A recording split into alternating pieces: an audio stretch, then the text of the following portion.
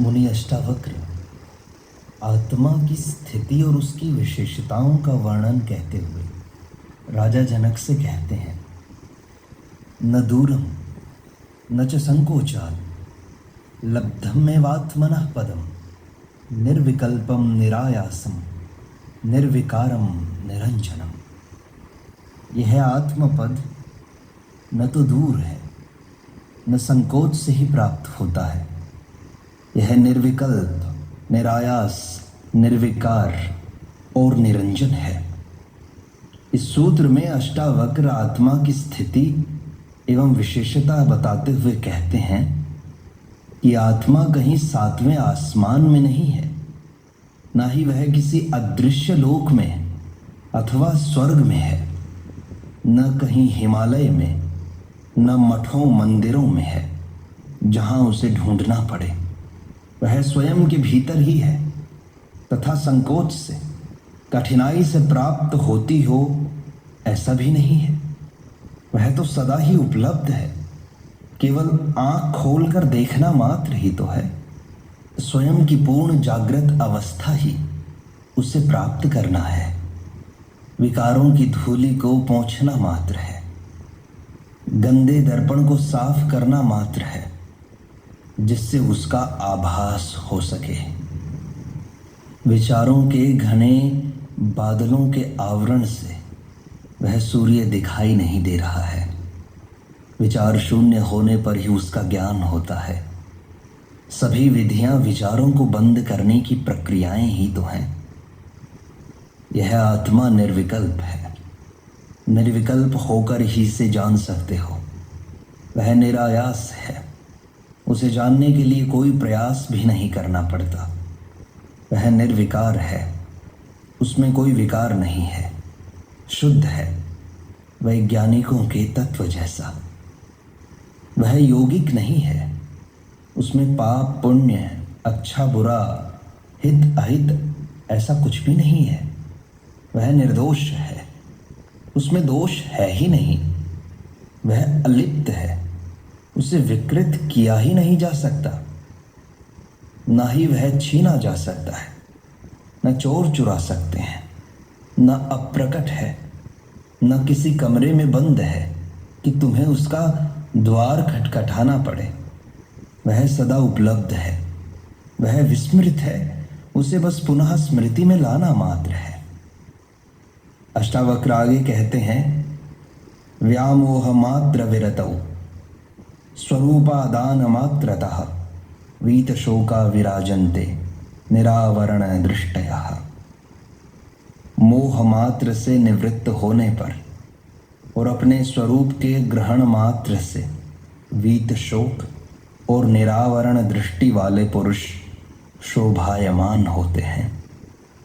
आत्मस्वरूप को उपलब्ध व्यक्ति के विषय में अष्टावक्र कहते हैं कि सांसारिक विषयों के प्रति मोह निवृत्त होने से ही आत्मस्वरूप का ग्रहण हो सकता है। आत्मज्ञान प्राप्त करना नहीं है, केवल उसकी बाधाओं को हटाना मात्र है। दृष्टि एक ही है। उसे मोह के कारण संसार में लगाओ तो केवल संसार ही दिखाई देगा। मोह हटने पर संसार लुप्त हो जाएगा। फिर जो भी दिखाई देगा वह आत्मा ही है। फिर प्राणी, पशु पक्षी, यहाँ तक कि पत्थर में भी वही परमात्मा दिखाई देगा। ऐसे आत्मस्वरूप के ग्रहण मात्र से व्यक्ति द्वंद्वों से पार होकर वीत शोक वाला एवं निरावरण दृष्टि वाला हो जाता है। फिर सभी को सीधा देखता है। मोह, ममता, राग, द्वेष, प्रेम, घृणा की दृष्टि से नहीं देखता। उसकी सत्य दृष्टि हो जाती है, स्वयं सत्य हो जाता है। ऐसा पुरुष ही शोभायमान होता है। अष्टावक्र आगे कहते हैं, समस्तम कल्पना मात्रम आत्मा मुक्तः सनातनः इति विज्ञाय धीरो हि किम अभ्यस्यति बालवत्। समस्त जगत कल्पना मात्र है और आत्मा मुक्त और सनातन है। ऐसा जानकर धीर पुरुष बालक के समान क्या चेष्टा करता है। अष्टावक्र कहते हैं कि यह समस्त संसार कल्पना मात्र है। तुमने जैसी अच्छी बुरी कल्पना की, वैसा ही तुम्हें संसार दिखाई देता है। तुम्हारी कल्पना का नाम ही मन है, जिससे तुम संसार को भिन्न दृष्टि से देख रहे हो। उसका वास्तविक स्वरूप दिखाई नहीं दे रहा है। यदि मन का पर्दा हट जाए तो संसार भिन्न प्रकार का दिखाई देने लगेगा। अतः यह अज्ञान दृष्टि ही तुम्हारा बंधन है। इसे छोड़कर जिस दिन चेतना द्वारा सीधा देखोगे, उसी दिन उसी क्षण तुम मुक्त हो जाओगे। उसी क्षण तुम आत्मज्ञानी हो जाओगे। यह आत्मा मुक्त और सनातन है। यह स्वयं बंधनग्रस्त नहीं है। न ऐसी है कि आज है कल नहीं रहेगी, मरने के बाद ही मिलेगी, स्वर्ग में मिलेगी, ज्ञानी के पास ही है। अज्ञानी में आत्मा होती ही नहीं, पशु पक्षियों में आत्मा होती ही नहीं, ऐसा भी नहीं है। वह सर्वत्र है, सनातन है। सत्य एक ही है। जिसने संसार को सत्य समझा, उसे आत्मा असत्य दिखाई देती है, किंतु आत्मज्ञानी को आत्मा सत्य और संसार असत्य दिखाई देता है। वह मात्र दृष्टि है। संसार को सत्य मानना ही आत्मा में बंधन है। ये वास्तविक नहीं है। झूठी मान्यता ने ही झूठे बंधनों का निर्माण किया है। ज्ञानी की यह भ्रांति मिट जाती है, जिससे वह मुक्त है। इसके लिए बालक अथवा अज्ञानी की भांति चेष्टा नहीं करनी पड़ती। अज्ञानी ही चेष्टा करता है, प्रयास करता है, अभ्यास करता है, साधना करता है। आत्मज्ञान चेष्टा, प्रयास या श्रम से प्राप्य नहीं है। वह प्राप्त है केवल निर्विकार दृष्टि से देखने मात्र से। साक्षी मात्र हो जाना ही पर्याप्त है। चेष्टा ही संसार है, साक्षित्व परमात्मा है।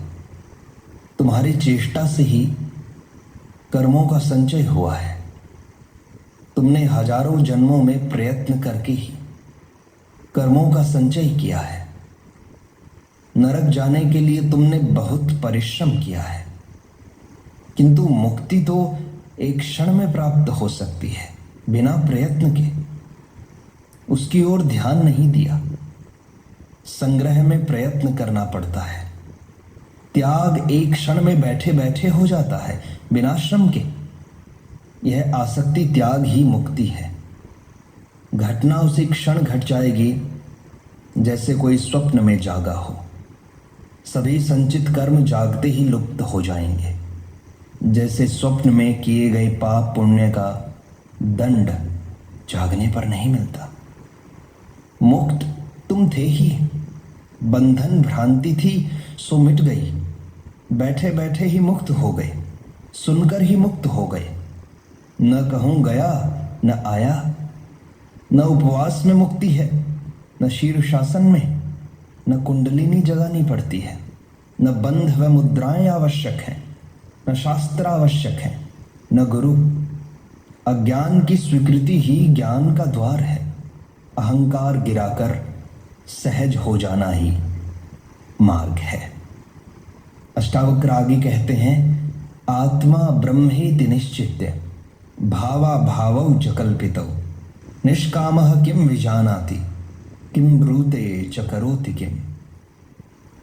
आत्मा ब्रह्म है और भाव और अभाव कल्पित हैं। यह निश्चय पूर्वक जानकर निष्काम पुरुष क्या जानता है, क्या कहता है और क्या करता है। अष्टावक्र इस सूत्र में आत्मा एवं ब्रह्म की अभेदता बताते हुए कहते हैं कि यह आत्मा ही ब्रह्म है। व्यक्ति में उपस्थित चेतना का नाम आत्मा है तथा समष्टिगत चेतना ही ब्रह्म है। यह ब्रह्म एक ही है, जो भिन्न भिन्न पदार्थों के कारण भिन्न भिन्न प्रतीत होता है। ये भाव और अभाव दोनों मन की कल्पना मात्र है। वही एक ब्रह्म है जो न भाव रूप है न अभाव रूप। यह धारणा मिथ्या है कि परमात्मा है अथवा नहीं है, क्योंकि वही सब कुछ है। वह सृष्टि से भिन्न नहीं है। सृष्टि में आत्मा है अथवा नहीं है, ऐसी धारणा ही कल्पना मात्र है। सृष्टि ही परमात्मा है, ऐसा निश्चय पूर्वक वही जानता है जिसे इसका अनुभव हो गया। शास्त्रों से, पंडितों से यह नहीं जाना जा सकता। यह जाना जाता है स्वयं के भीतर प्रवेश करने से, निःशब्द शांति मौन में। यह विज्ञान के प्रयोगशाला में नहीं, स्वयं के भीतर की प्रयोगशाला में ही जाना जा सकता है।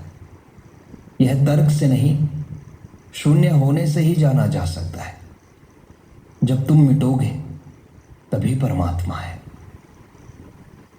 स्वयं को मिटाना ही मार्ग है। अहंकार कर्तापन ही बाधा है। स्व का ज्ञान ही धर्म है। पर का ज्ञान है विज्ञान। जब मन वासना, आसक्ति, अहंकार से मुक्त होता है तो जो शेष रहता है वह ब्रह्म ही है। ऐसी स्थिति को उपलब्ध हुआ ज्ञानी ही निष्काम है। निष्काम साधना भी है और सिद्धि भी।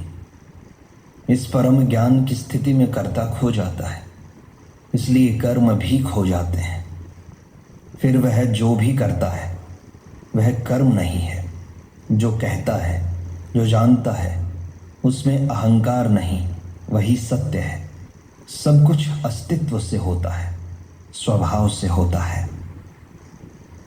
अष्टावक्र आगे कहते हैं, अयम सोहम अयम नाहम अति क्षीणा विकल्पनाः सर्वं मात्मेति निश्चिन्त्य तूष्णीभूतस्य योगिनः। सब आत्मा है, ऐसा निश्चय पूर्वक जानकर शांत हुए योगी की ऐसी कल्पनाएं की वह मैं हूं और वह मैं नहीं हूं, ये सब क्षीण हो जाती हैं। बंध और मुक्ति न शरीर में है, न मन में, न कर्म में। न कोई परमात्मा बंधन ही डालता है, न मुक्त करता है। मनुष्य की अज्ञान जनित भेद बुद्धि ही इसका कारण है। जीवात्मा और परमात्मा में भेद मानने के कारण ही अज्ञानवश मनुष्य ने समस्त सृष्टि को द्वंद्वों में विभाजित कर दिया। सृष्टि में एक ही अस्तित्व था, अविभाज्य था। विभाजन के कारण भेद प्रतीत होने लगा एवं यही भेद संघर्षों का कारण बन गया। यह भेद अज्ञान जनित है। आत्मज्ञान के अभाव से प्रतीत हुआ यह द्वैत भाव उस योगी का समाप्त हो जाता है जिसने यह जान लिया है कि जब आत्मा ही है सब कुछ, आत्मा से भिन्न कुछ नहीं है। यह भिन्नता अहंकार एवं मन, वासना, तृष्णा, कामना आदि अज्ञान के कारण ज्ञात हो रही थी। इस भ्रांति के मिट जाने पर उसे अभिन्नता का निश्चय पूर्वक बोध हो जाता है, जिससे वह शांत हो जाता है एवं उसकी यह मैं हूँ और यह मैं नहीं हूँ ऐसी समस्त कल्पनाएं क्षीण हो जाती हैं। जो अज्ञान जनित थी, जैसे दीपक जलने पर अंधकार नष्ट हो जाता है। अष्टावक्र आगे कहते हैं, न विक्षेपो न चैकाग्र्यम नातिबोधो न मूढ़ता न सुखम न च वा दुःखम उपशांतस्य योगिनः। अब शांत हुए योगी के लिए न विक्षेप है, न एकाग्रता है, न अतिबोध है और न मूढ़ता है, न सुख है न दुख है। चित्त में संकल्प विकल्प निरंतर उठते रहते हैं। इन्हीं संकल्प विकल्पों के कारण संसार है, किंतु आत्मज्ञानी योगी का चित्त इन संकल्प विकल्पों से रहित होकर पूर्णतः शांत हो जाता है, जिससे चित्त के समस्त विक्षेप समाप्त हो जाते हैं। विक्षेप होने पर ही एकाग्रता की, धारणा, ध्यान, समाधि को साधने की आवश्यकता पड़ती है। अतिबोध और मूढ़ता, सुख और दुख की अनुभूति भी चित्त के विक्षेपों के कारण ही प्रतीत होती है। अतः आत्मज्ञानी योगी के समस्त विक्षेप ही शांत हो जाते हैं एवं वह सदा अनल हक ही आत्मा का सर्वत्र अनुभव करता हुआ नित्य आत्मानंद में ही मग्न रहता है।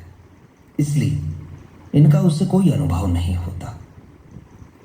अष्टावक्र आगे कहते हैं, स्वराज्ये भैक्ष वृत्तौ च लाभा लाभे जने वने निर्विकल्प स्वभावस्य न विशेषो अस्ति योगिना। निर्विकल्प स्वभाव वाले योगी के लिए राज्य और भिक्षा वृत्ति में, लाभ और हानि में, समाज और वन में फर्क नहीं है। आत्मज्ञानी के चित्त के समस्त संकल्प विकल्प समाप्त हो जाते हैं।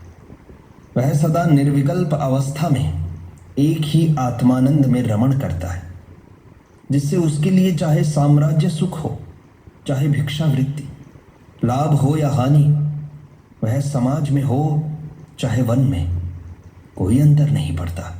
उसका सारा आग्रह ही समाप्त हो जाता है। साम्राज्य चाहने वाले एवं उसे छोड़कर भागने वाले दोनों आग्रह युक्त हैं, दोनों में संकल्प है। इसी प्रकार संकल्प लेकर भिक्षा वृत्ति करने वाले, लाभ हानि को चाहने वाले, समाज एवं वन में रहने का आग्रह पूर्वक निश्चय करने वाले की मैं ऐसा करूंगा, यह अहंकार जनित अज्ञान का परिणाम है। अहंकार एवं संकल्प विकल्प से रहित होने पर वह हर स्थिति में अनाग्रह पूर्वक रहकर स्वाभाविक जीवन जीता है। उसका कोई चुनाव नहीं होता, उसकी कोई प्रतिक्रिया नहीं होती, कोई शिकायत नहीं है। जो है सब स्वीकार है। बुद्ध ने इसी स्थिति को तथाता कहा है। अष्टावक्र आगे कहते हैं, क्व धर्मः क्व च वा कामः क्व च अर्थः क्व विवेकता इदं कृतम् इदं नेति द्वंद्वैर्मुक्तस्य योगिनः। यह किया है और यह अन किया है। इस प्रकार के द्वंद्व से मुक्त योगी के लिए कहाँ धर्म है, कहाँ काम है, कहाँ अर्थ है और कहाँ विवेक। अष्टावक्र इन सूत्रों में जीवन मुक्त योगी के लक्षणों को बताते हुए कह रहे हैं कि जो इन लक्षणों वाला है वही परम योगी है एवं वही जीवन मुक्त है। ये लक्षण ही जीवन मुक्त की कसौटी है। जिनमें ये लक्षण दिखाई न दें, समझ लो उसे आत्मज्ञान हुआ नहीं, उसे अद्वैत का ज्ञान हुआ नहीं। फिर भी यदि कोई आत्मज्ञानी होने का दावा करता है तो या तो वह भ्रमित है या पागल है या पाखंडी है। इसी क्रम में अष्टावक्र कहते हैं कि योगी चित्त की संकल्प विकल्प अवस्था से पूर्णतः निर्विकल्प हो जाने से उसके समस्त विक्षेप शांत हो जाते हैं, जिससे वह किए और अनकिए सभी प्रकार के द्वंद्वों से मुक्त हो जाता है। ऐसे मुक्त योगी के लिए धर्म, अर्थ, काम तथा विवेक का बंधन समाप्त हो जाता है, जिसका अज्ञानी पर आरोपण किया जाता है। ज्ञानी अपनी आत्मा के स्वभाव के अनुसार इनका पालन करता है, जबकि अज्ञानी बाध्य होकर मजबूरी में अस्वाभाविक रूप से इनका पालन करता है। अज्ञानी धर्म, अर्थ, काम, विवेक का झूठा मुखौटा लगाता है जो उसका स्वभाव नहीं है। ज्ञानी का यह स्वभाव हो जाता है, यही उसका सही स्वरूप है। आत्मज्ञान में दृष्टि बदल जाती है। इस प्रकार अष्टावक्र गीता की सरल व्याख्या का यह भाग यहीं संपूर्णता को प्राप्त होता है। शेष अगले अंक में।